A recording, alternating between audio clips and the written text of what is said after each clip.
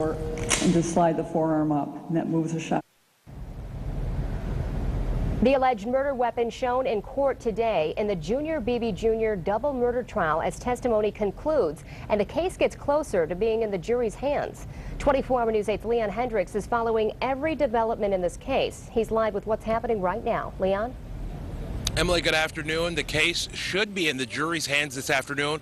We're waiting for closing arguments to start after lunch break. That's supposed to be about 1:30. Of course, we don't know how long those closing arguments will take, but it could very likely be that this case will be in the jury's hands by this afternoon. Now, the last day of testimony seemed to move just as quickly as the others. Today, it was the crime scene investigators that revealed a lot of critical information for the prosecutor, namely that Tanya Howarth's DNA or fingerprints was not found on the alleged murder weapon. This is key because Beebe's statement to investigators was that Howarth shot Hensley and that he wrestled the gun away from Howarth, then shot her. A number of investigators talked about various parts of what they found while dissecting a very complicated crime scene. Well, once you fire a shot, as you just heard, I pulled the trigger, pretend I fired.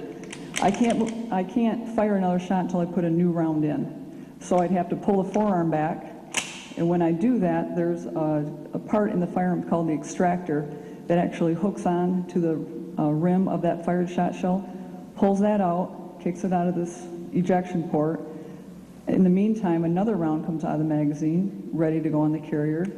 I push it forward. The next one's ready to fire. I pull the trigger. The defense only called two witnesses in the case. They recalled Karen Beebe, that's Junior Beebe's mother, to ask her a few clarifying questions. They also called Tanya Howarth's daughter to the stand. She testified that Tanya Howarth did indeed know how to fire that shotgun. In fact, that she knew that she had fired it at some point in the past. Closing arguments start in just a few minutes. Of course, that's when the defense and the prosecution will summarize their points and give that case to the jury, and they can take as long as they need for a verdict. Of course, we'll be here every step of the way, starting to stream that coming up at 1:30 when court resumes on woodtv.com. Reporting live in Van Buren County, Leon Hendricks, 24-hour News 8.